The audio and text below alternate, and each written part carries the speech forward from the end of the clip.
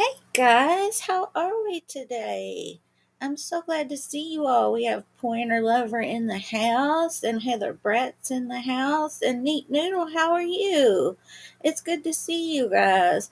Heather Brat, that's a new one. I hadn't heard that one before. Oh, you guys are funny. Um, so I know that I usually only go live once a week, and technically it's still the same week. But I saw that this awful. He has been in there's been two documentaries about him, and one of them calls him the devil in the Ozarks, and he is seriously a devil, you guys. I'm not going to give him that much credit. Hey, Music City Mom, how are you?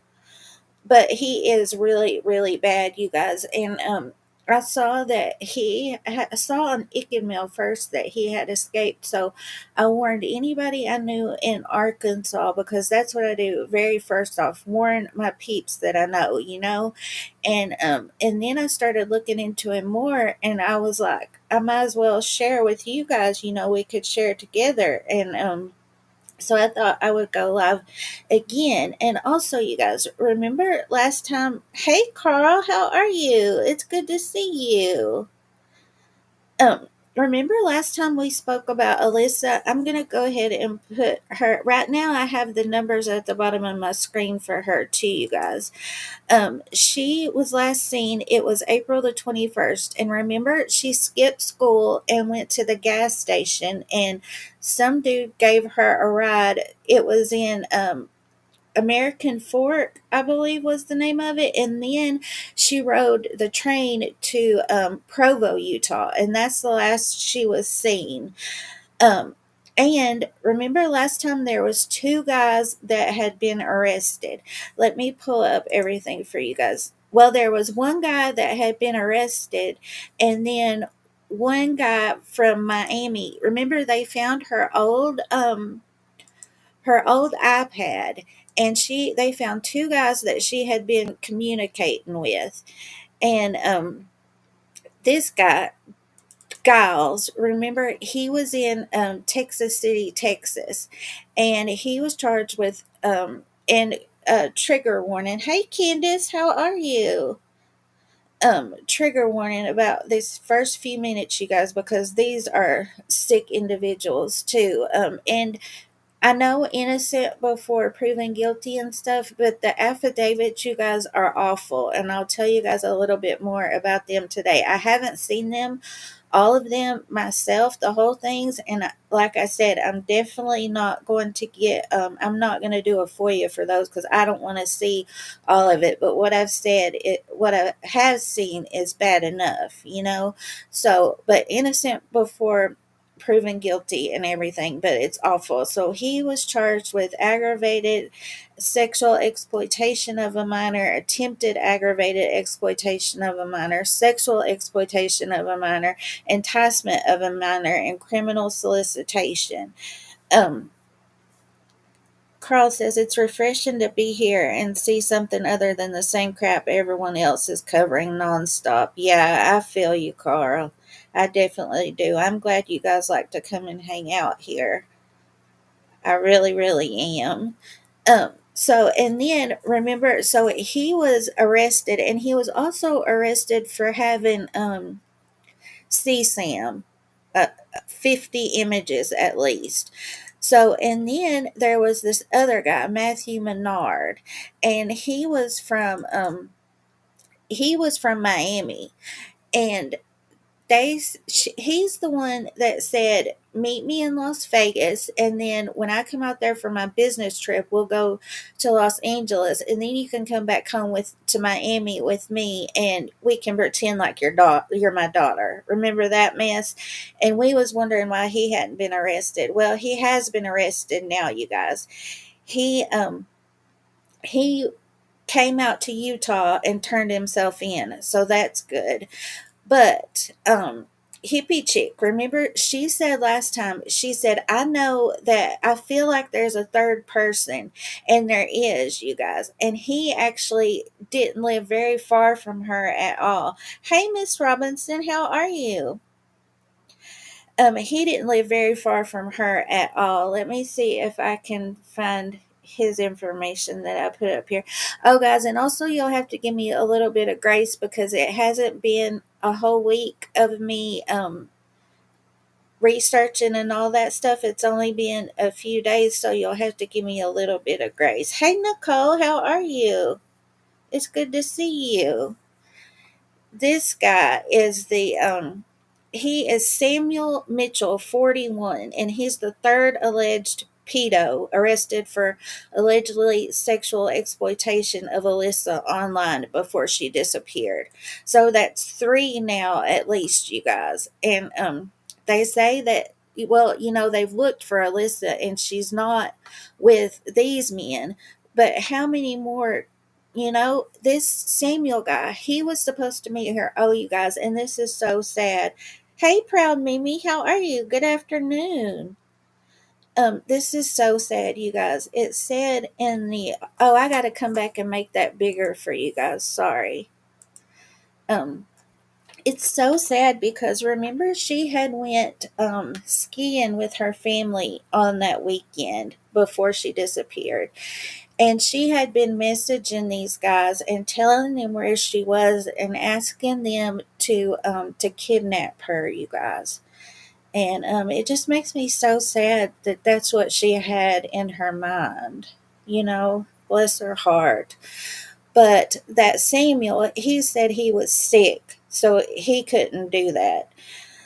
So I don't know where she ended up, you guys.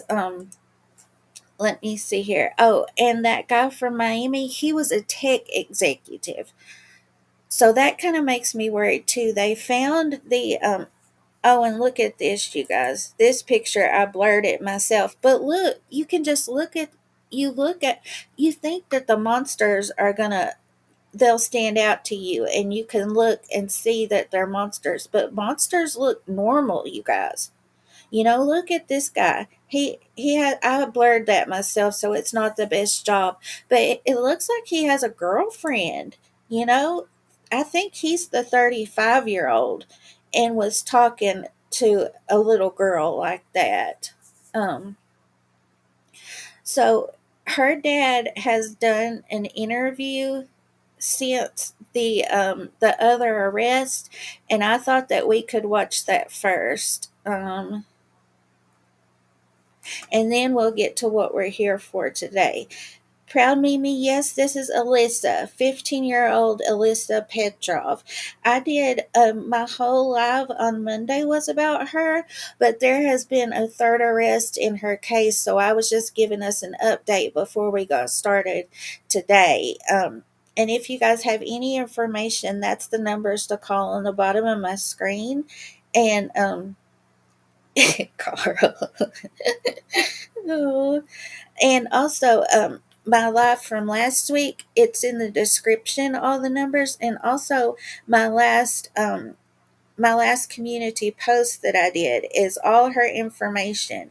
So if you guys could share that, I would be extremely grateful too. This is my live from last week. If you guys missed it and want to check it out, yeah. So this is I'll put this is her dad, and he it's kind of I'll put the captions are on because sometimes it's kind of hard to hear him. But yeah, and I'll share the whole I'll share the video with you guys so you can watch it in your own time too if you'd like.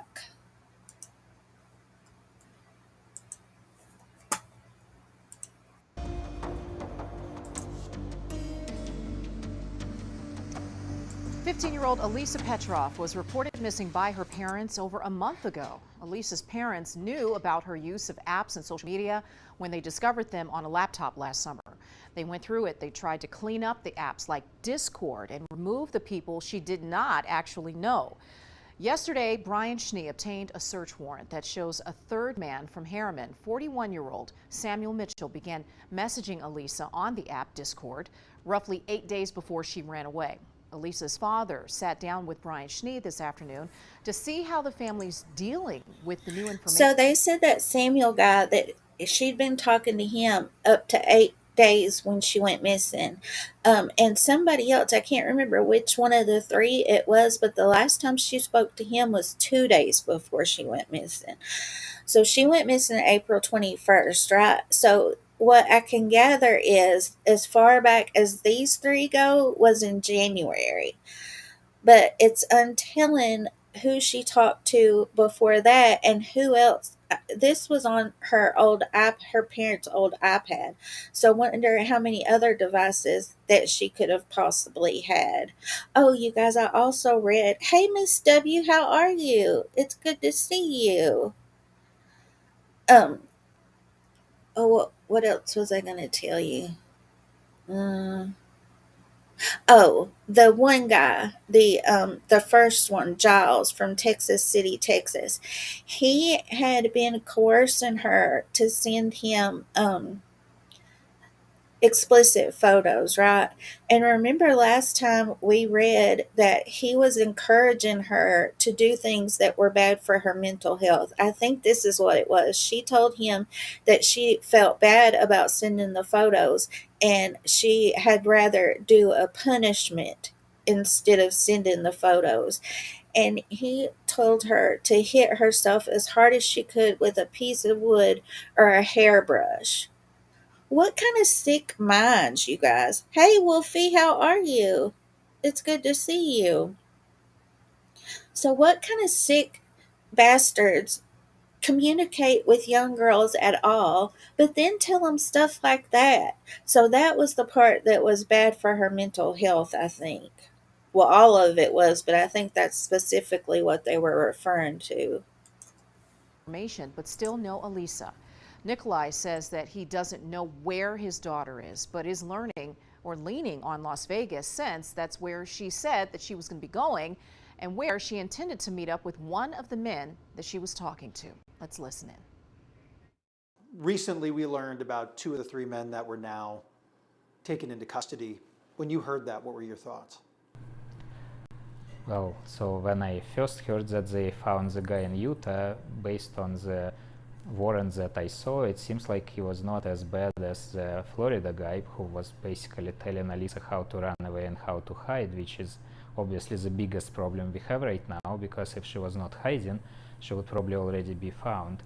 But then I learned from the documents that apparently he had a bunch of other girl videos, so that's really bad too. So basically I understand why the police is arresting him as well. According to police, again, because they give us some partial information, right? They can't give us all of the information, but based on what they tell us, it seems like she never met any of those three guys. When it comes to how you tried to protect Elisa with social media, can you share what you tried to do with her in terms of the apps and the things like that that you were trying to instill in her so this wouldn't happen, so she wouldn't have these conversations? So unfortunately, we actually trusted her and we didn't install any parental controls. So this is the big mistake here, right? You need to have parental controls. You need to actually have parental controls on all devices, not just on the phone, because as you discovered, she had this hidden iPad and we completely forgot about that iPad. So much of the conversations that Elisa was having, according to the search warrants, was on the Discord app. Did you know about Discord before this and the potential dangers that were associated with that app? So we knew about Discord, but not on the iPad. We knew about... Hey, Petty, it's good to see you. Thank you for coming by. And Jen, it's good to see you. And Aaron, it's good to see all you guys. And MK, too. It's good to see all of you. So he said that, so she had been communicating on Instagram and Discord with these men, and doing it on the iPad, the hidden iPad. So, and guys, these parents tried really, really hard to keep her safe and to keep her away from these things. But like we said last time, they'll definitely, if there's a will, there's definitely a way. And that's the scary part. Hey, Miss Arnold, it's good to see all you guys.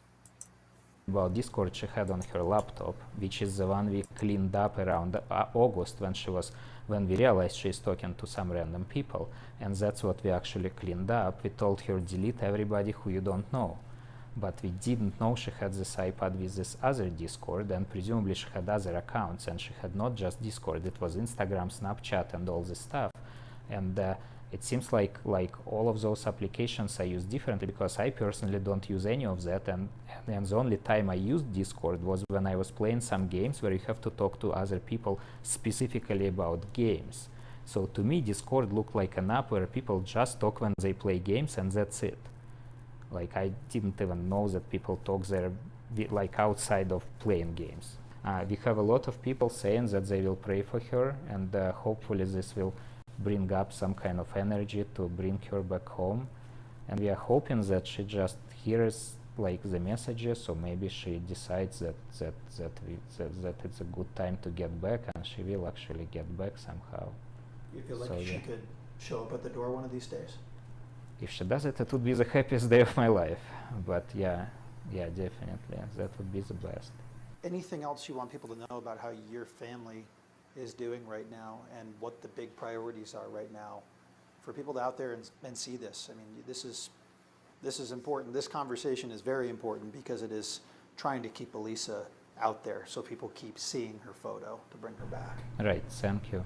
I think for other families, if they have kids around this age, like between like, I don't know, maybe like even like 11 until, I don't know, maybe like even 17, they should probably discuss with them that look like the reason why we will be like locking down your device, so we'll be looking why you are talking to somebody, because kids go missing and not I want to take this opportunity to read again the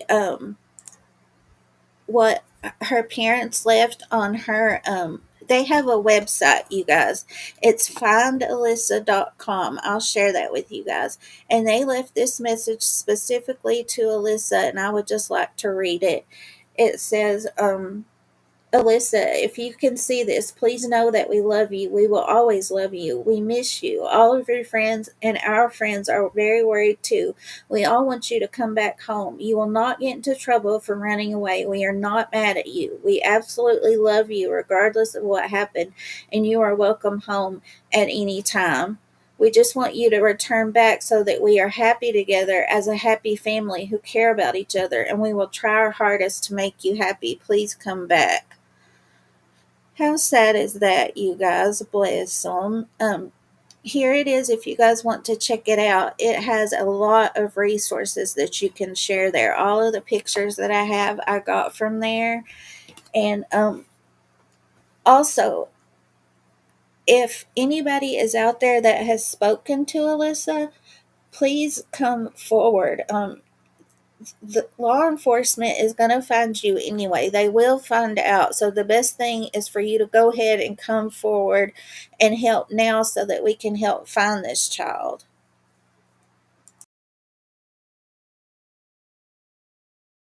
not all of them come back. Parents somehow need to talk to kids and tell them, look, like the reason we are checking all this stuff is because like you can get into some bad problems, but besides that there is also a lot of really like weird individuals, just like the third guy from Utah. Maybe he didn't have as explicit conversations with Alyssa as the Florida guy did, but police found like some 12-year-old videos on his phone, which is completely weird. Like, why would he talk to 12-year-olds, right? What can the public do moving forward here to try to help any way possible? I think if they just spread the word and maybe like share the information, it would be helpful, because we are hoping that somebody will see her somewhere and let us know. Because I don't know what else is possible. Like, obviously it's best if she just walked in the door and said, hey, like, I'm back. Like, that would be the best outcome, but I don't know at this point if she's on her own, if she's not on her own, or if maybe someone brainwashed her that they are together and it's love or something. I do not know.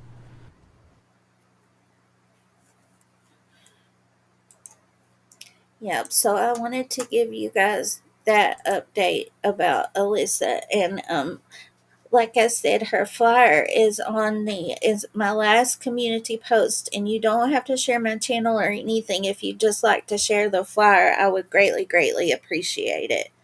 Me too, Miss Arnold. Um, I think that, well, her mom said she thinks that the men were acting like they were her age, and that's a big problem too that our teenagers get into. You don't know who you're speaking to. You think you're speaking to somebody your age, but it could be a predator, you know?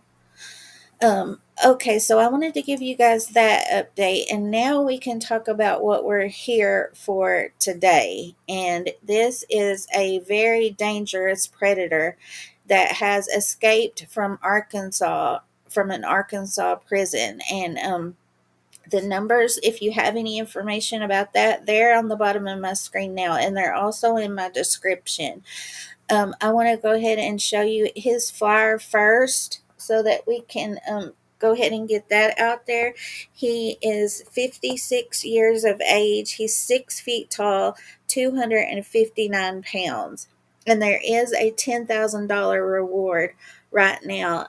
It says the FBI is offering a reward of up to $10,000 for information leading to the arrest of Grant Matthew Hardin. Hardin has ties to Garfield, Eureka Springs, Holiday Island, and Huntsville, Arkansas. So, it was this past Sunday, and you guys won't believe how that he got out. In one article, I saw that it was around 250, and then another place said 350. But he had conjured up, made somehow his own police uniform. Let me show you guys what it looked like. It was, let me see here. And they said they have no idea how that he obtained these materials. That it wasn't just an extra one that they had lying around or anything. Let me show you guys. It was this. This is what it looked like. And it looks like he might have some kind of health issues too. And they said that a guard just opened the door and just let him walk out.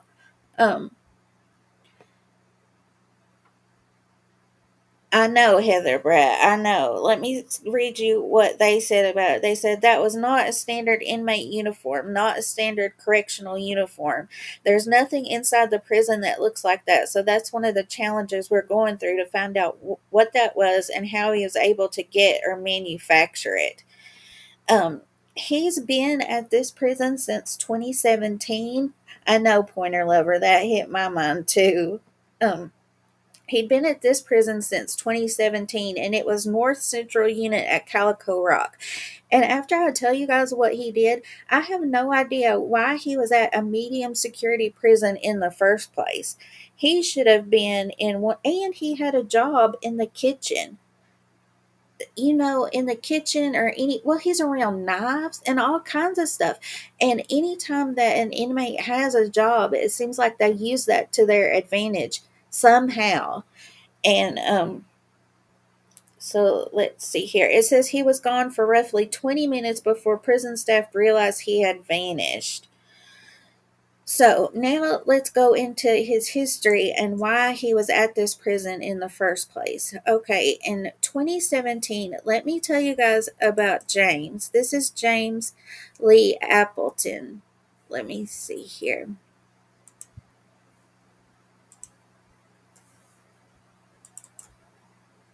So this is him. And he was 59 years old. He was a local firefighter. He had one son, two daughters, and one granddaughter, from what I could tell. And it says he received his education at Washburn and graduated from Southwest High School in 1975. For 27 years, he was employed as a supervisor at Emerson Electric and then was a carpenter for Jim Hardin for 12 years. The last few years, he worked for the city of Gateway and Gateway Rural Water Authority. He was a member of Sellington First Baptist Church. He was an avid fisherman and woodworker. And then one of his neighbors said, "We were heartbroken. I mean, we used to see him check our water and he would say hi to everybody. He was a good guy," said Melissa Townsend, who worked in nearby Garfield. Okay, He does, Heather Brett. She says, "Oh, he looks like a good time papa." He does. Um, it kind of looks like him too, doesn't it, MK? Um, so he was on the side of the road in 2017, and he was talking to his brother-in-law at the time, and his brother-in-law was the mayor of Gateway, Arkansas. And his brother-in-law said that he heard a loud boom, and then there was nothing else. Um, and so another passerby, he said that he saw Appleton's truck on the side of the road. He was a water worker for the city of Gateway, right? And they saw his truck and a sedan, and the passerby said he knew who was in the sedan. It was Grant, because he knew Grant his whole life. And he said that they waved him around, and when he got a few hundred yards away, he heard a big boom. So he went back to check, and he saw Mr. James was deceased, and he had been shot in his head. And that was on the 23rd of February. The 24th, um, Grant was arrested. They searched his home and his vehicle, and they found evidence to link him to the crime. So just a few months later, he pled guilty to the murder of Mr. James, and he was sentenced to 30 years in prison. Well, you guys know when they send you to prison, they take your DNA and put it into the system, right? Well, a little bit later, his DNA matched DNA from a rape in 1997 of a teacher, you guys. So I'm going to go through all of that with you guys too, but he was so he pled guilty to that, and he actually SA'd the teacher twice. So he was sentenced to 25 years for each instance of that. So he got 50 years for that, plus the 30 years for killing Mr. James. So he was spending an 80-year term in the prison, you guys, and just walked right out. Walked right out like it was nobody's business. Um, so that's why I'm saying he's so awful, you guys.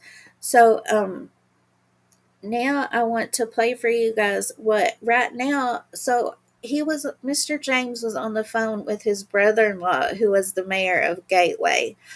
Well, then now his sister is the mayor of Gateway, and I have a video of her speaking about how they feel right now. Oh, you guys, I also forgot to tell you that that this guy was also he was an ex-police officer. Let me tell you guys his what I gathered from his work history. So from August 6, 1990 to May 22nd, 1991, he was employed at the Fayetteville Police Department. In his termination letter, the chief said Hardin's efforts fall short of the average probationary officer, and his tendency to not accept constructive criticism, along with indecisiveness under stressful situations, led to his decision. In 1991, he worked for the Huntsville Police Department. Hey, NorCal Jim, good to see you. Um, this happens a lot, you guys. It seems like when police officers, when they get in trouble with one department, they can just go a few counties over and it's no big deal. They can get rehired for another department. So then after that, from 1993 to 1996, he was employed by the Eureka Springs Police Department. Oh, and his chief that was at the Eureka Springs, I've got a video of him too. And he said Hardin was using excessive force during arrest and making poor decisions on the job. It is believed he was going to be fired for falsifying a police report, but he ultimately resigned. So right after this, in 1997, is when he essayed the teacher, you guys. So then it says the next records were from 2008 to 2014. He was a constable, and then he served as the chief for the Gateway Police Department before it was shut down in May 2016. They never gave a motive for why he killed Mr. James, but I believe it had something to do with him getting fired as the police chief of Gateway, because Mr. James, and remember I told you guys his brother-in-law was the mayor, so his brother-in-law and um, James's sister, they were all on the city council, and it was their decision to fire Grant from being the police chief. So I think that had something to do with it. Um, and his only criminal history before this was indecent exposure in 1998, charged with fleeing in 2005, found not guilty, and then domestic battery in Bentonville in 2007, and that case was dismissed. But indecent exposure in 1998, even just being charged with that, you wouldn't think that they would still allow him to be a police officer. You guys feel me? Um, so this is a really bad dude, you guys. So now I just told you about how that he killed Mr. James. I don't even have to say allegedly because he was convicted of that. Oh, and afterwards, he's mad at his lawyer saying he didn't really want to plead guilty. And when at the sentencing, the judge kept asking him, "Are you sure there's nothing you want to say? Are you sure there's nothing you want to say?" And he just said, "Well, I just want to tell the family that I'm sorry." It's like they had to drag it out of him or something, you guys. Mm-mm. So I'm sure that Mr. James' sister, who is the mayor of Gateway now, I'm sure she's really worried to death, and her husband, and the witness who said that he saw Grant speaking to James that day on the side of the road. I'm sure they're all very worried. Besides the teacher, you guys, she is now an attorney, and I'm so proud of her. I have some videos of her too we can watch, you guys. But I'll play this first. This is Mr. James' sister. And thanks, you guys, for giving me grace about reading my notes. Usually I have everything memorized, but like I told you guys, this I haven't had a whole week, and I've only been looking at this case for the past few days. But I wanted to get it out to share what awareness that I could, you know.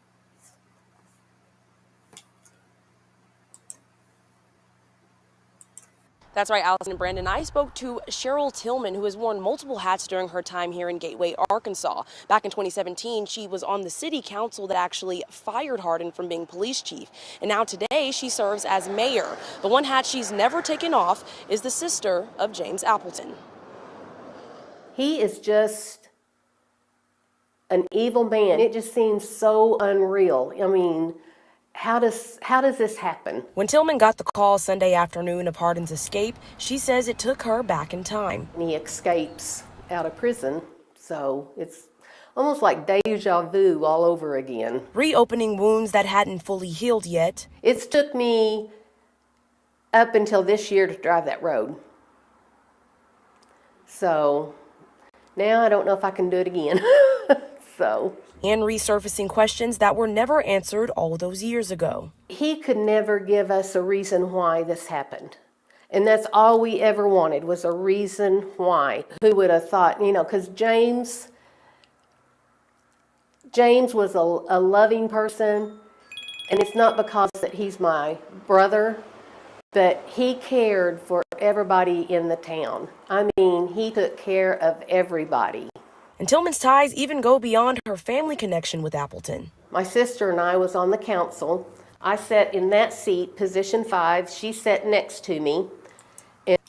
That's what I was telling you guys. I don't think it's a coincidence. I think it has to have something to do with them being on the city council. And you guys, everybody is saying in the news, they're always like ex-police chief, former police chief. He was only a police chief for 4 months. And in Gateway, he was the only police officer at the department. So it wasn't like he was a big deal.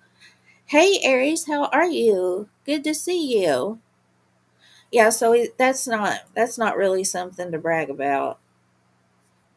There was something else that I wanted to tell you guys that she said. Um, uh, Cheryl, who's the mayor right here that's talking now, she said that he was always angry and very arrogant. We told the mayor at the time that it was time to get rid of him. She said, um, James was our maintenance guy at the time, and he always felt James was who got rid of him, got him fired, which was not true. It was a city council's choice. He didn't take criticism well and was quick to anger, she added. He was very hard to get along with. I felt like he held grudges a lot. You never knew what he was going to do. And that's a theme about, that's what she says. And then his former police chief at Eureka Springs, he says the same exact things. Um, so yeah, and he was still hired after this too. And we ended up firing him. It is a little scary for both of us. It didn't bring up memories just for her, but for everyone. It's absolutely brought it back to the front of everyone's mind. I think everyone's attention's drawn to it. Tony Bland was on the call that night in 2017. We responded to Ganridge Road for a potential homicide. We got there. It was a very horrific scene. Nothing at all like that in the area or in my career. And says after seeing a scene like that, he understands why people are concerned. Completely unheard of, not anything that anyone around here has ever dealt with, I don't believe. Of course, it had everyone stirred up, asking questions, having concerns, that sort of thing. And with this area being on high alert, Benton County Sheriff deputies are on patrol here. There have been extra units, and Mayor Tillman is asking the people of Gateway, Arkansas to be vigilant and aware and to keep their doors locked until Hardin is caught. Live in Gateway, Katani Good. Yep, so that was his sister. Now I want to share with you guys. It was this good little documentary thing that I found, and it's in 2 parts, and it tells about Mr. James' murder, and then also the rape of Miss Amy.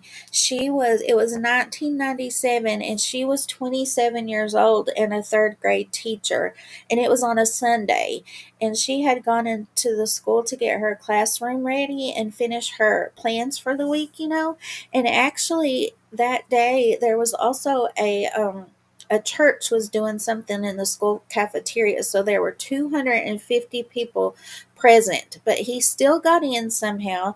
He had a stocking cap on and a gun and no shoes for some reason. I never got that. It was on, I remember watching it, you guys, before they found out who it was. It was a Cold Justice episode. It was their spinoff, the sex crimes. And I remember seeing that and feeling so awful for her. But he came in somehow and made her go to the bathroom and SA'd her. And then SA'd her again once she got out of the bathroom, let her off the teacher's lounge, I believe. And her husband at the time, I don't think they're married anymore because of the trauma that she suffered afterwards. She says in another interview that it really hurt their marriage. But could you imagine being a police officer and then getting a call of something so awful happening at the school and finding out it was your wife, you know? Um, so it's 2 parts, and I figured that we could watch that. And then I have a video of her when after they ran his DNA and they found out who it was. So she had to wait from 1997 until well, what they did too, you guys, have you ever heard of a John Doe warrant? Um, the statute of limitations for SA at this time ran out in 6 years. So in 2003, they saved the DNA and got a John Doe warrant for whoever the DNA matched. If they hadn't have thought ahead to do that, the statute of limitations would have been ran out. Aaron says, I love those programs. Kelly Siegler had some. Oh, she did, but she's got heart for victims and their families. Yep, she really, really does. I love that show too. And also, for some reason in my mind, I thought that that Sex Crimes, the spinoff that they did, that they donated money so that a lot of jurisdictions, they don't have money to pay for DNA testing of the SA kits, and it sticks in my mind that they paid some money to have those ran. So that would be awesome. Um, so here's this first one, and then we'll watch the next one after this. Access is limited here. A chain link fence surrounds the doors, the windows, and the playground. A lock sits firmly in place, shielding unwelcomed visitors from this Northwest Arkansas elementary school. A school that back in 1997 became the backdrop to one teacher's nightmare. I went to the bathroom in the lounge, and when I opened the door, a guy was standing there with a gun. What exactly did he say to you? He told me to turn around, to get down on the floor. He made me take off all my clothes, and I was just molested at my school. Rogers, Arkansas. The city's downtown district blends. I should have warned you guys about that. That was part of her 911 call, and you can hear the straight terror in her voice. Bless her heart. So, like I was saying, you guys, from when it happened in 1997, and Hardin pleaded guilty in 2019. So 22 years. And finally, she thought she was getting justice, and then this guy escapes. So it makes me so angry for her, you guys, for her, Mr. James's family, for all of them. Historic vibes with modern flair, and it's all within view of Frank Tillery Elementary. At the time this crime happened, Rogers was a much smaller place than it is now. Nathan Smith serves as prosecuting attorney for Benton County. He recently prosecuted the disturbing case from November 1997 that left an elementary school surrounded by crime scene tape and police cars. Amy Harrison, a young teacher married to a Rogers police officer at the time, wasn't alone in the building. Authorities say a church service was underway in the school's cafeteria. A quiet Sunday suddenly took a terrifying turn. Okay, did you get a description? I just got an initial glance. He wouldn't let me look at him. He said to be quiet. A man wearing a ski cap and sunglasses ambushed Amy as she left a bathroom in the teacher's lounge. Investigators say he sexually assaulted her in 2 different rooms, then left almost as soon as he appeared. She was trying to memorize the face, the voice, everything about her attacker, and was trying to preserve whatever evidence she could. Preserved evidence would later play a key role in the case. But in those first few hours documented on a grainy VHS tape, police detectives knew they had an uphill battle. You had a universe of at least a couple hundred people who were at that church meeting, and so they had to eliminate many people. There were several people that the Rogers Police Department looked at who checked some boxes. But not enough boxes were checked. Over the next 2 decades, the Rogers Police Department would watch this case grow cold. Hey guys, I read in another article how that DNA, it caught him. But it also exonerates a lot of innocent people. I read that they thought that the guy that worked at the cafeteria, he had hit on some women there, and they didn't appreciate it. And so they thought he was kind of off. You guys know the type. And that when they interviewed him, he was real cagey. So they thought he was the guy for sure until they ran his DNA. So it catches a lot of people and it exonerates a lot of people. So that's really good too. All they had were a sketch of the suspect and DNA without a match. That is, until terror struck again, 20 years later, just 15 miles away. It is a terrifying thing, and I think it's proof that there is evil in the world and that people can fool you. As I passed beside him, I noticed he was slumped over. I went back and I had seen it looked like he had been shot in the face. You used to be a police officer somewhere? Or I thought I recognized you, but I wasn't 100% sure where I knew you from. The first thought that came to my mind. Guys, did you see that where he was doing that interview? They also have that online. I haven't watched it yet, but some channels have his whole interview of where he shot Mr. Appleton, so I'm going to check that out too. Hey Thistle, so good to see you. We missed you too. At the beginning, I spoke about Alyssa. They've arrested 3 men now in her case, so I'm hoping that it leads to her and she's safe. On mine, I thought, took a dead man to get a DNA.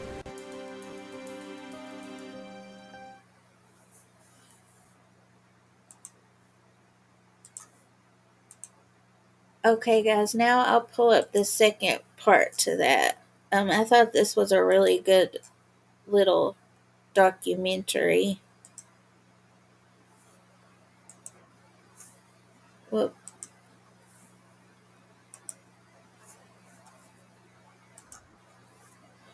It's so weird watching the old VHS footage that they had. They had it of the school in 1997, so that was good thinking. And then also of Mr. James Truck. Did you guys hear the witness speaking? So I bet he is really scared too. I just want to mention again that if you have any information about where Grant Hardin could be, he's considered armed and dangerous. And the numbers to call are in my description. Don't approach him. He's very dangerous.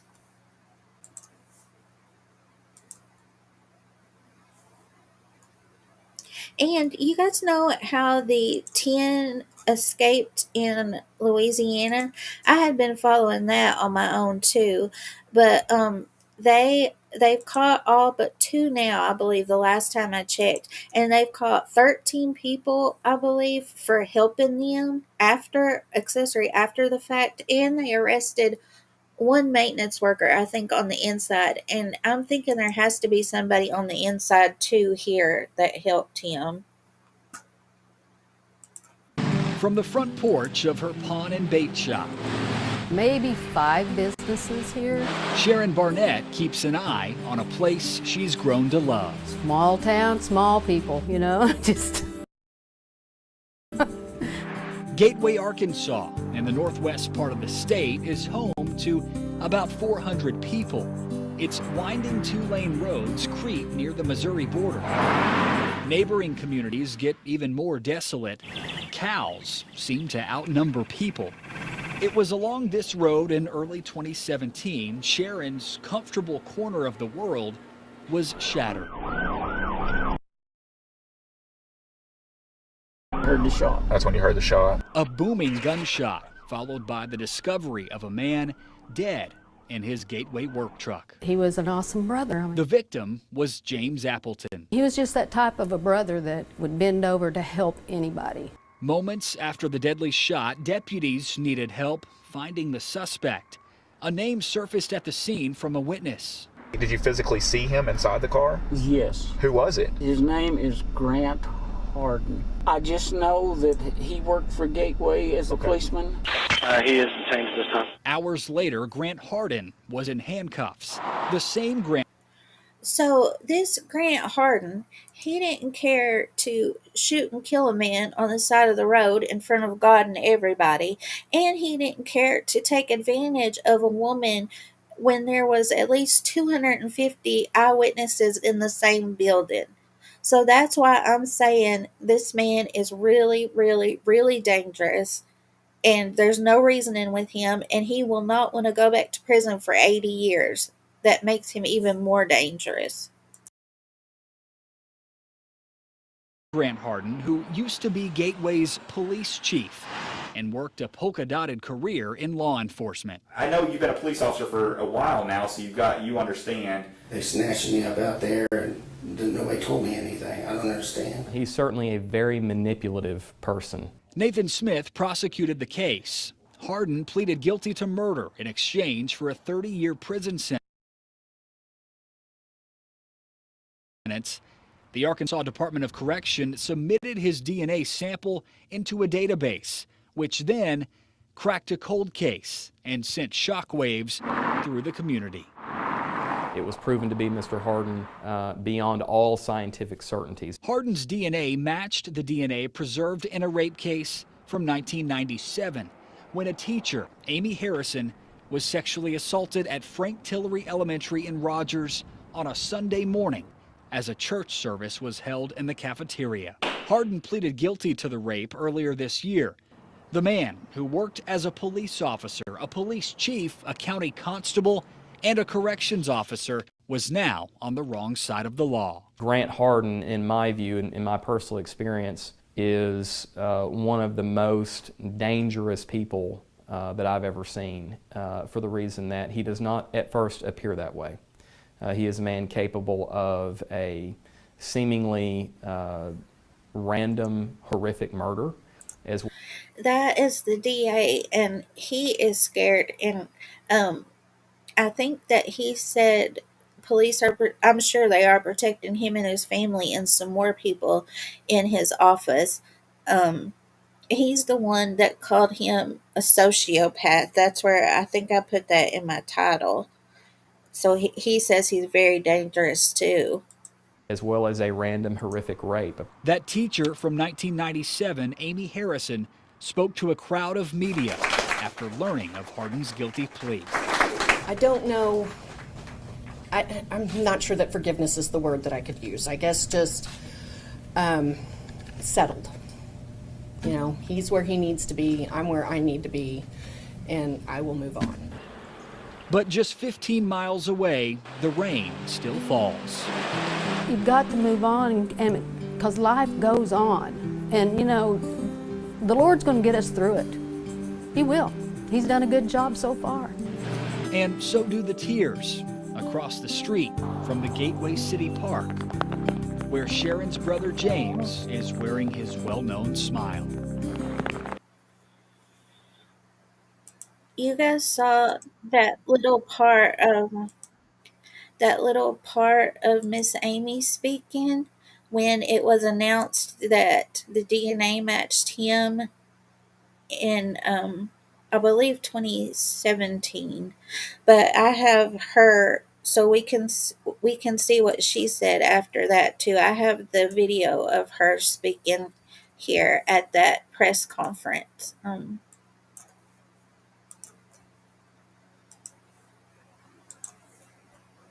And just remember what she's going through now, being scared. And I hate that for her. I hope she's not scared. It's really, really hard, you guys, to not live in fear. I'll never speak about what happened to me publicly, but it's real. I'll just say it's really, really, really hard to not live in fear. But you don't want to give that. You know, you don't want to give that. Hey, Melligator, good to see you. I've heard so many good things about you. No, Miss Robinson, I think it's my holler today. Oh.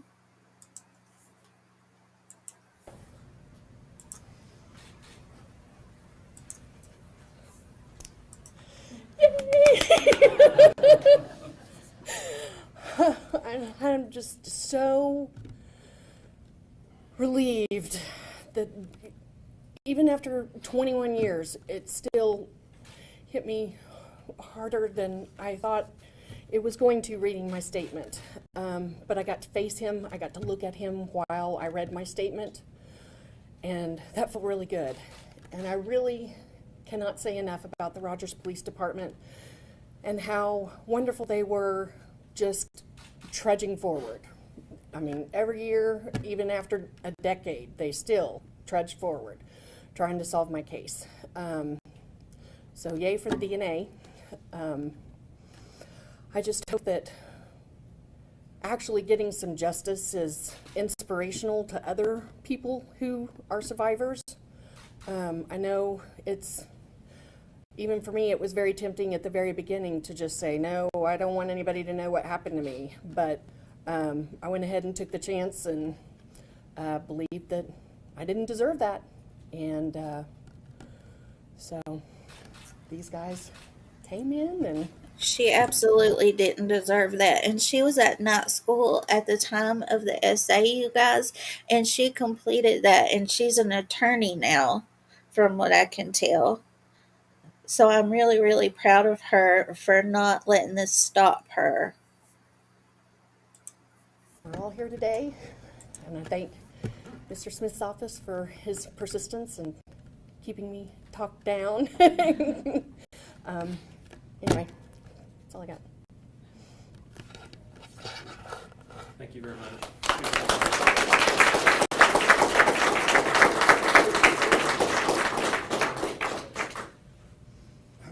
Well, if anybody has any questions, now's the time to ask them. You all have all three of us. Amy, in court today, he asked if one day you'd be able to forgive him. Do you think that's a big ask? Is that something you think you can find in your heart?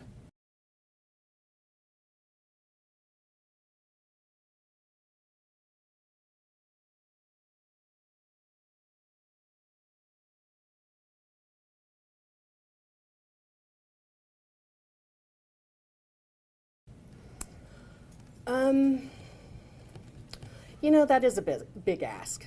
I don't know. I'm not sure that forgiveness is the word that I could use. I guess just settled. You know, he's where he needs to be, I'm where I need to be, and I will move on. So, past that, I really don't care what he thinks. You mentioned the support you got from law enforcement and others around you. Can you talk a little longer about that? What did that look like throughout this period of time? Oh gosh, when the Rogers Police Department kicked in, they were full force and right there with me, and were very considerate and very kind and respectful, and you know, but they still wanted, you know, my input so that we could keep moving forward. OSBI was really helpful, all the detectives that worked on my case. Who am I forgetting? Yeah. And even throughout the years, called and checked on me just to say, hey, we're still working on your case. We haven't forgotten about you. And I'll add to that too. You know, honestly, this was not just the Rogers Police Department. Yeah, we got the DNA warrant with the help of Nathan's office in 2003. But you know, over the years, we chased leads across the country. You know, Arkansas State Police was very helpful at the very beginning of this. Then Chief Mike Jones, who Amy remembers as well, had a great relationship with the state police. They immediately pitched in investigators the very next day, helped us, you know, cover hundreds and hundreds of leads right off the bat. As time went on, probably every alphabet agency you can think of the federal government was consulted or contacted at one point. Law enforcement agencies, again, across the country picked up the phone when we called and asked for help. And I think I personally owe a debt of gratitude to them. The work that went into this is voluminous, but all of it was worth it because we're here today. Yes. Very simple. Yes. How was that day when you finally got the call that, you know, your case had been solved? Well, one of the detectives from Rogers is a friend of mine, and he actually came to my house in Oklahoma City and said, hey, guess what? And I just remember jumping up and screaming and, oh my gosh. Oh, she's at her house in Oklahoma City, so I hope that she's still there. And, well, I hope she's at least far away as she can be from Arkansas where he escaped. I hope that.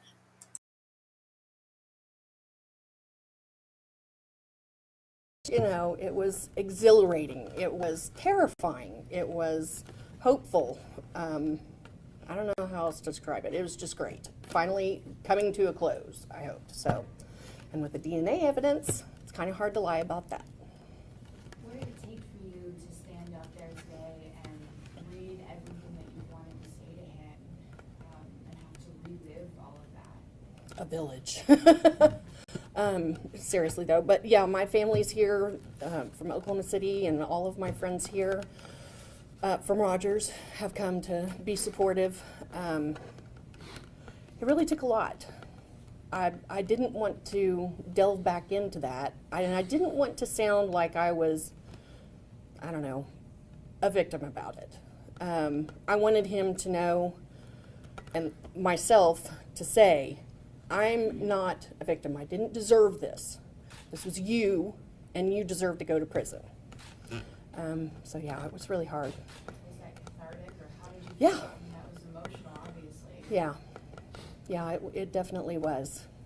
One thing I'll say about Amy is I told her this morning, I think Amy's a happy warrior. You know, Amy is committed to getting justice in the case, but Amy's, you know, life was not defined by this, and she really has overcome it. And I think that the contrast, you know, in court was stark, but I think Amy is just a joyful person who enjoys life, and I think her ability to do that and still fight for what's right is inspiring. Do you have a message? I agree. I hope that you getting out there today inspires other people. Do you have a message for other people who've been victimized? They asked if she had any message for other people that have been victimized. I wish that I could have seen her victim impact statement to him on video. I couldn't find it though. I bet it was so inspirational. Know that you don't deserve it. Report it. Even if you don't know who it was, why they did it, get support.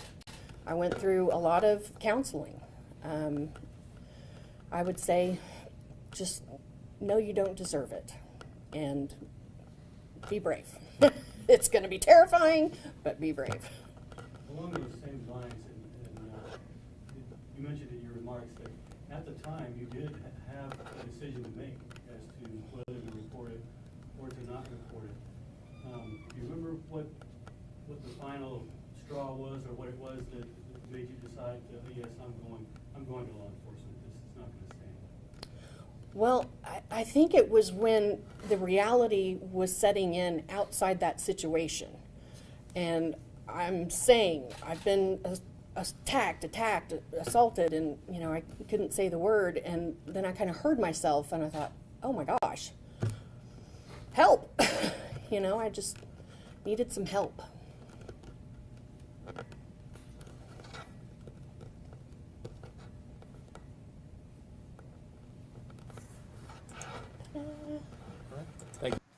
I think that's about all of that, you guys, but I wanted us to see that too. And it makes me so sad that she thought it was over. You know, she had given her impact statement and everything, and she thought that it was over, and then now she has to worry like she does. We were wondering, one of our friends is saving, she has home videos that she needed a good app to save to it. Home videos and pictures of her kids and grandkids and stuff. And we didn't know what to tell her. I know that on Amazon you can save some stuff. And but that's really all I knew. And I said that I would ask you guys about it because you guys know better about that stuff than me. NorCal Jim says, this is why I get so infuriated when I hear municipalities not properly handling grape kits. That evidence can possibly be used down the road to catch and prevent potential repeat offenders. Yes, especially I can kind of understand back in the day when they didn't know. That's why I'm so amazed with back in the day when they have saved evidence like that. And who would have thought how far technology has came, you know? But especially since they know, and oh, it's so infuriating. So now they only did one press conference that I can find, and this was on the 28th after he ended up escaping. I believe it was the 25th. It was a Sunday. So this Sunday, it'll be a whole week that this awful, awful person has been loose to do God knows what to who knows who, you know? So I'll pull this up for us. I'll have to fast forward a little bit. It's not at the very beginning of this video.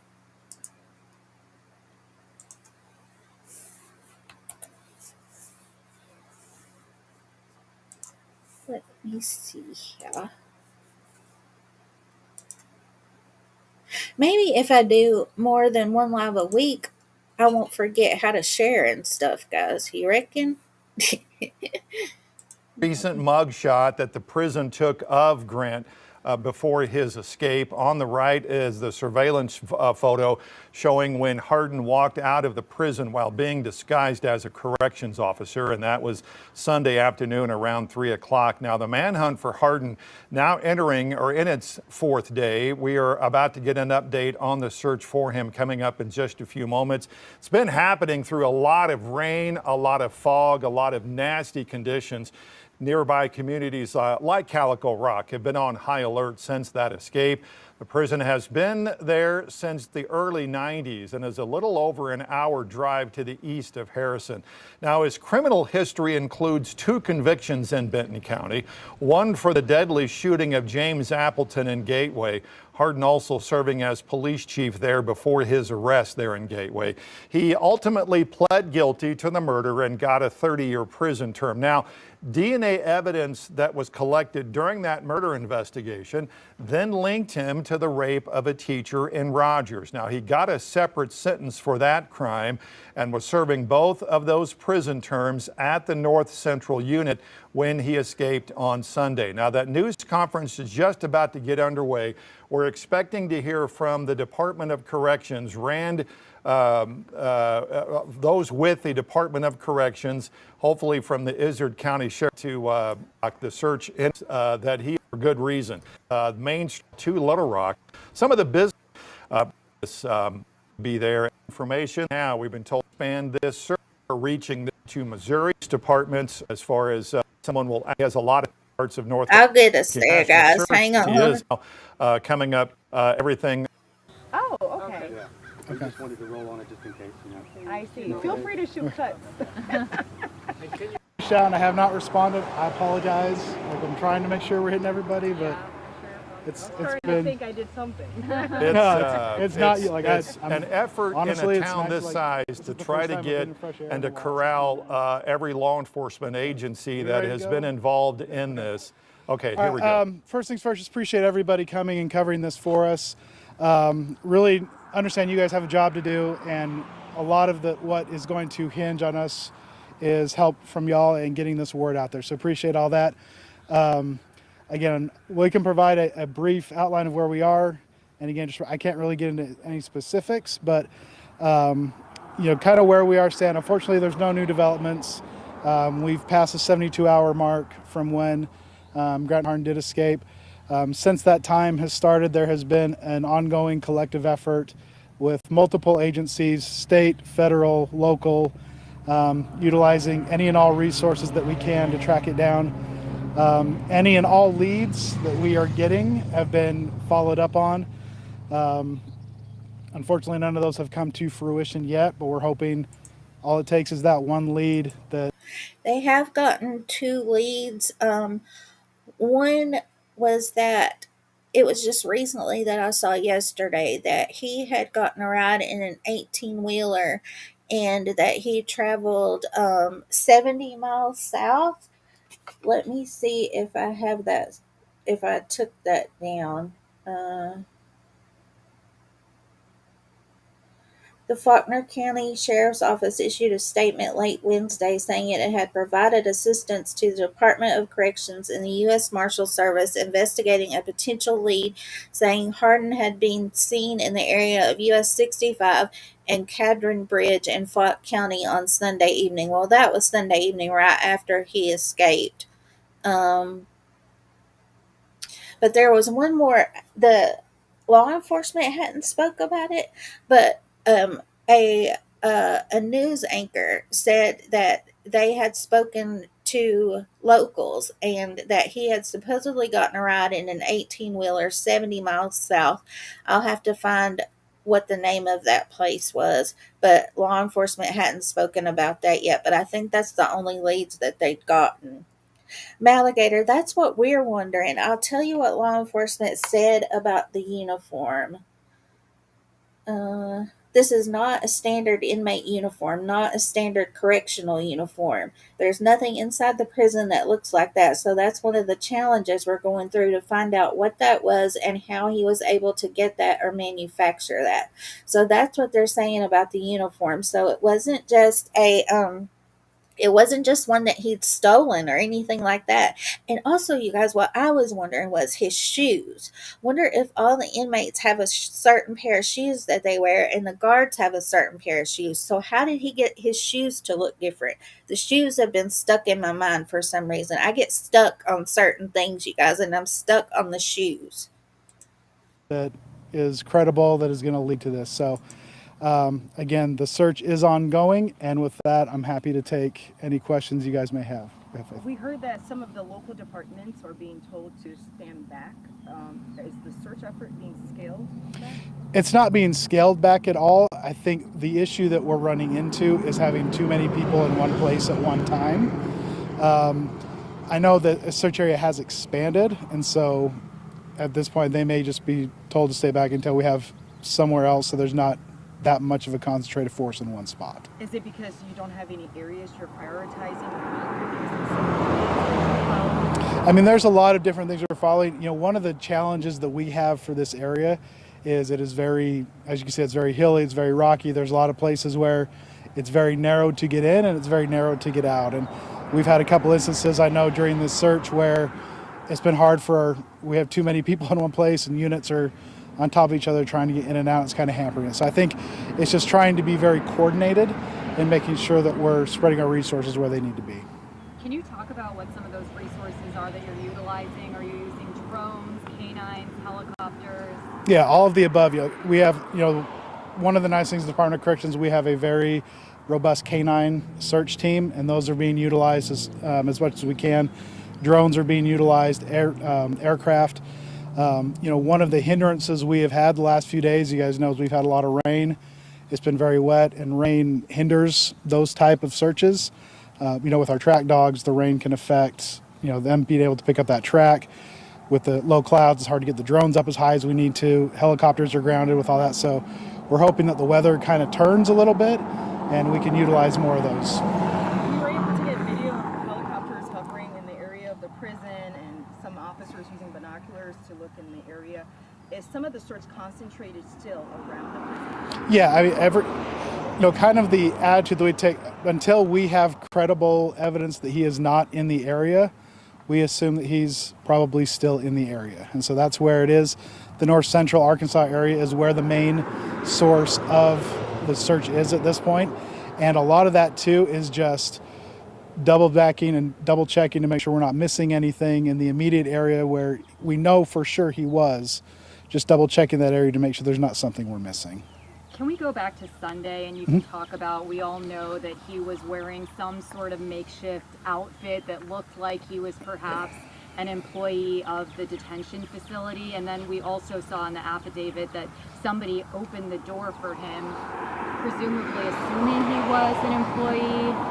Can you just walk us through what we know so far about how he was able to exit the facility? Yeah, that is our assumption, is that, everything that he was wearing standard issue inside this facility. It is not there's no inmate uniform that looks like that. There's no officer uniform that looks like that. It very much and that's part of the challenge, is determining what exactly he was wearing and following up on those.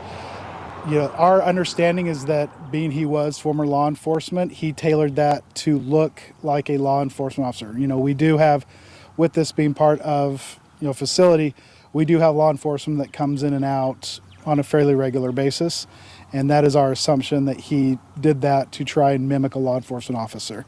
As far as the events leading up to that, that's still being looked over and considered. So he was just talking about the outfit that he wore.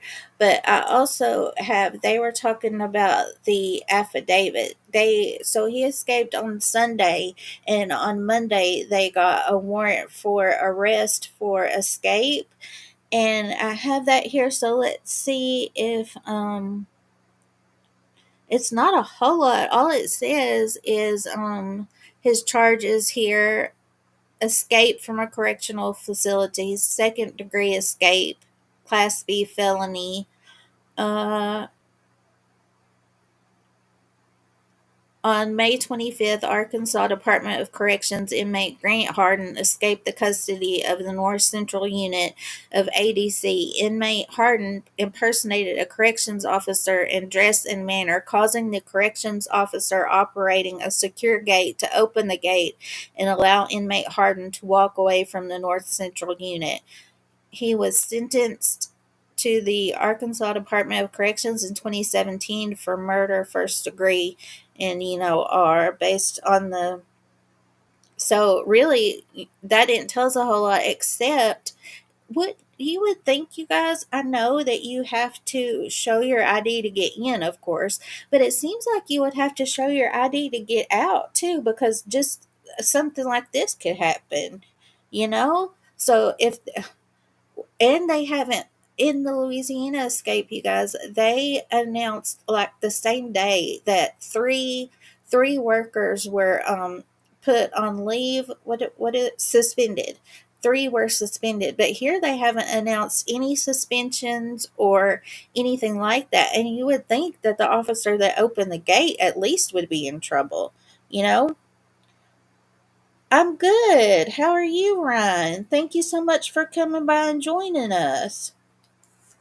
So yeah, he mentioned that affidavit, so I wanted to see if there was anything else we could be gleaned in there. And no, it just said basically that an officer just opened the door and just let him leave.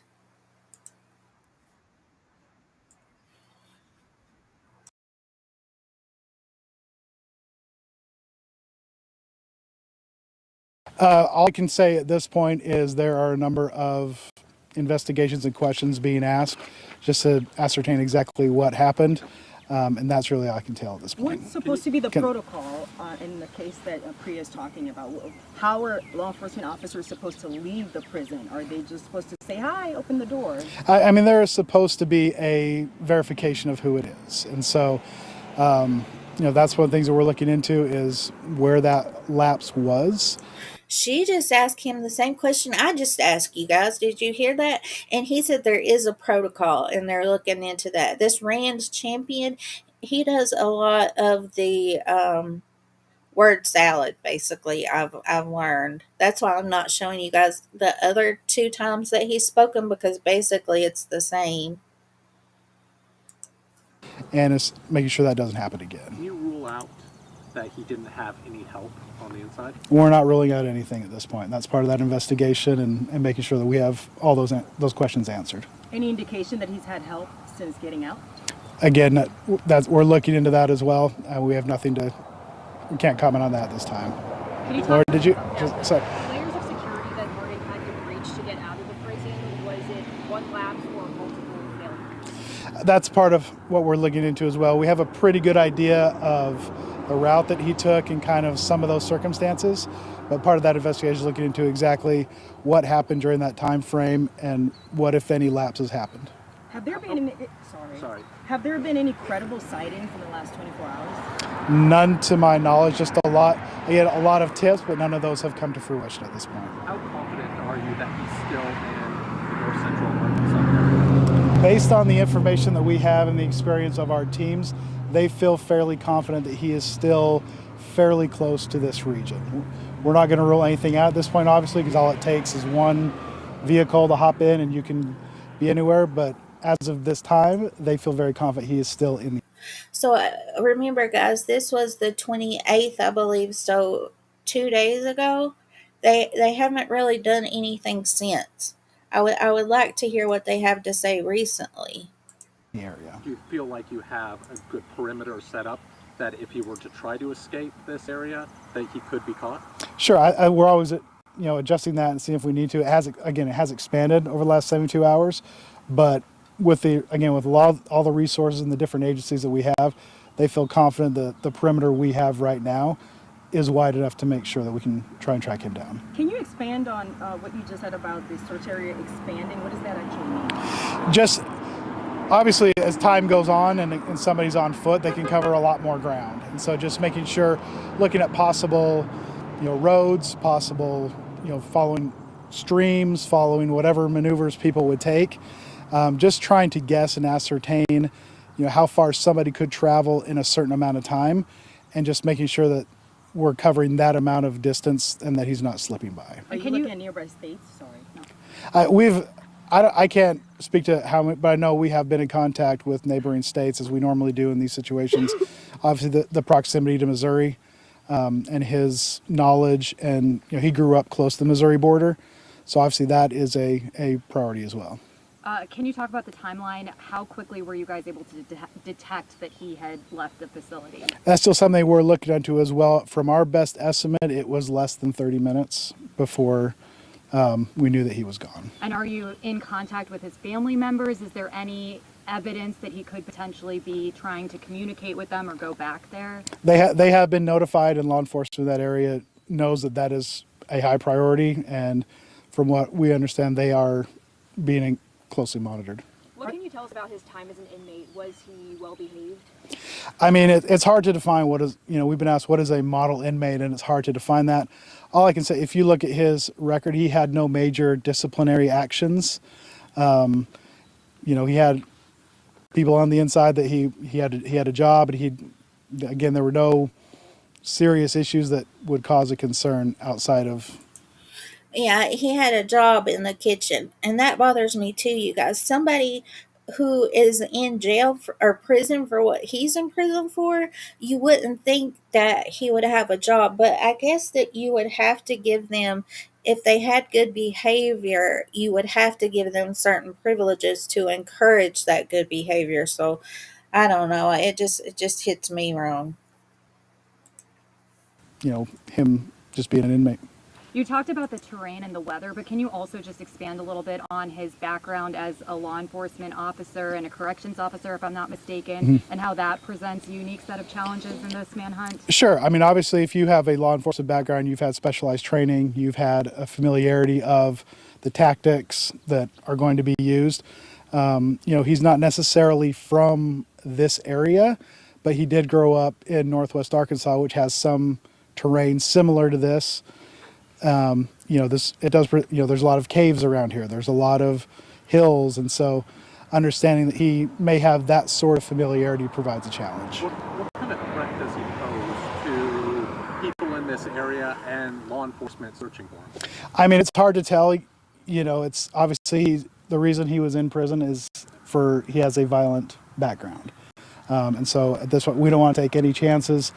Anyone who escapes, we have to assume to be dangerous, to be assumed, don't approach them, and so at this point, that is how we're approaching this. And can you describe kind of the area you're looking? Are there cabins? What kind of caves? What does the area look like? There's anyone who knows this area, there's everything. There's caves, there's barns, there's abandoned cars, there's abandoned sheds, there's residences.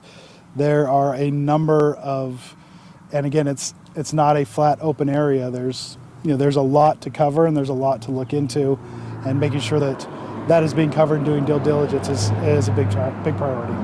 Any changes to the alerts sent out to the schools and the community at large here? Not at this time that I'm aware of. And are you worried that, given the length of his sentence and the severity of the crimes that he's been convicted of, that potentially he would be brazen enough to commit another crime?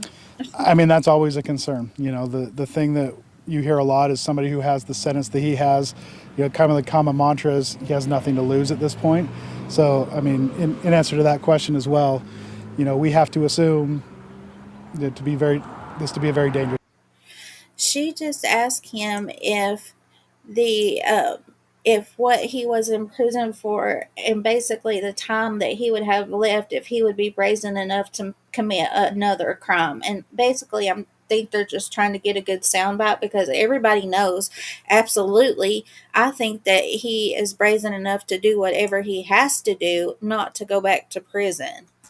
I do have one more video, you guys, of the this is from yesterday, I believe. Let me check the date again. Yeah, yesterday, the 29th, and it talks about the few leads that they had up until then. And then after this, I'll tell you guys the good story that we have for today.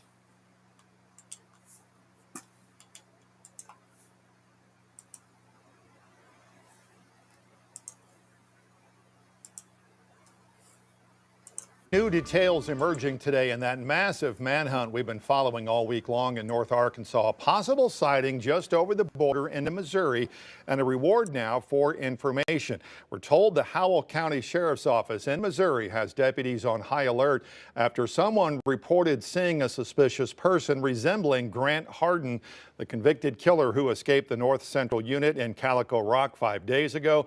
Missouri deputies say they did not find Hardin, but they are remaining vigilant.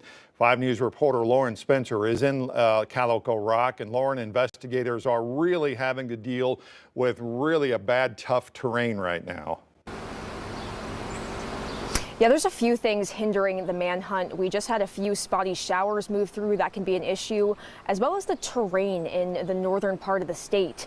It's a beautiful area, but the terrain and the environment, the ruggedness of it is proving to be quite a challenge, ADC says. From caves to abandoned buildings to hills to rivers and streams, the Arkansas Department of Corrections says they're not ruling anything out for where Hardin could be. You know, one of the challenges that we have for this area is, guys, this reminds me of, you guys know when they had the I-75 shooter that shot the cars from the highway, when they were looking at him, I can't remember how many days before they found him, and it didn't even end up being the police that found him. But anyways, the terrain was like that here too, and it was the summertime. Guys, so much runs through my head so often. I believe it was the summertime though, and it was really, really overgrown. And Arkansas, what they were just showing, it reminds me of my holler, and it would be really, really bad to search. it is very, as you can see, it's very hilly, it's very rocky. There's a lot of places where it's very narrow to get in and it's very narrow to get out. Hardin, a former law enforcement officer with local roots, may have a home field advantage in these woods. A detail not lost on people trying to track him down. He did grow up in northwest Arkansas, which has some terrain similar to this. You know, there's a lot of caves around here. There's a lot of hills, and so understanding that he may have that sort of familiarity provides a challenge. This footage really encompasses all the ways Hardin could be on the run. He could have caught a ride, hopped on a train, floated down the river, or be camped out in a cave. As time goes on and somebody's on foot, they can cover a lot more ground. And so just making sure, looking at possible, roads, possible, following streams, following whatever maneuvers people would take. Right now, teams are rotating through the rough and often dangerous terrain where narrow entry points and poor visibility make even coordinated movements a challenge. We've had a couple instances, I know, during this search where it's been hard we have too many people in one place and units are on top of each other trying to get in and out. It's kind of hampering us. The latest update we have from investigators is that they're offering that up to $10,000 reward for anyone that has any information that could lead to Hardin's arrest. They're also looking at that possible sighting in Missouri, but there's no solid evidence that that was even Hardin or even the fact that he could be in Missouri at the time. Live in Calico Rock, covering news. So basically, they don't have a whole lot, you guys. I'm going to keep looking for updates, of course, and for some reason, I don't know, that's why I had to come live and talk to you guys about it today. But this guy worries me more than all of the others that escaped Louisiana. I don't know what it is. Well, his crimes, of course. But I got a really bad feeling, and I hope they catch him ASAP. Thistle says, I love not having commercials in your live. Lately, I'm only able to watch replay, and it's hard listening to lives and not having energy to skip the stupid commercials. Oh yeah, I feel you. I couldn't do it. I share with my parents too, and my dad, he always, when he comes over, he's like, could you make sure that I have it where I won't have commercials? He likes to listen to YouTube music, bless him. So yeah, I couldn't deal with it either. um so yeah, so that's why I wanted to come and talk to you guys about it today, but I'll keep on it, and hopefully I can give up good updates soon. Keep an eye on my community post, you guys, and please help me pray for little Alyssa too. I want to show her photos one more time. um She's 122 pounds, 5 feet 3 inches tall. She has very long brown hair and brown eyes, and she has a small birthmark on her stomach. And remember, she has that 2-inch discoloration on her left hand from a burn. So let's try to remember that. And there is a $20,000 reward if anybody can lead to Alyssa. I have her flyer on my community post too, if you would like to share that. Um, but now you guys remember that I think it was 2 weeks ago today, we had that really bad storm in the holler, and 17 people lost their lives and in London, and then 2 people lost their lives in the next county over. And it was really really bad, you guys, and I missed a whole week. I didn't go live that week because I was in my head a lot and worrying about people, and it was just making me really really sad, you guys. So, but remember last week we talked about Tara and her 23-month-old Parker, remember? So we're doing like Mr. Rogers and finding the helpers, and we're doing like Aaron and picking the bones for positivity. And I found another guy. His name is David Farler, and it was him, his wife, his daughter, and 4 grandchildren. And their whole home was picked up and thrown across the road, you guys. And only him and his wife had to go to the hospital with only minor injuries. Hey, Sunday, how are you? It's so good to see you. I hope you're having a good day. Um, so I wanted to show you guys their video too, and it's 1,000 wonders and a miracle from God that none of them were hurt worse than they were, and it was only him and his wife that had minor injuries was all it was. So I wanted to show you guys that. People are still pulling together there. Everybody has come together, and they're still working hard to clean it up there. And so we have to be thankful for that. Um,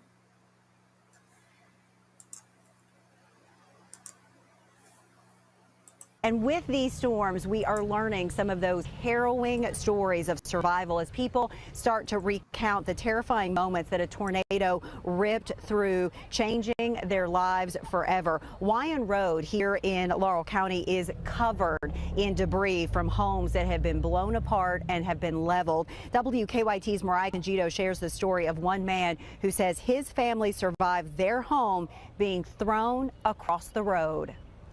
The Lord was with us, and we live to tell about it. In a matter of minutes, David Farler's family would experience. Did you guys see? It was like he was holding back tears. Bless his heart. I love to hear my own accent, you guys.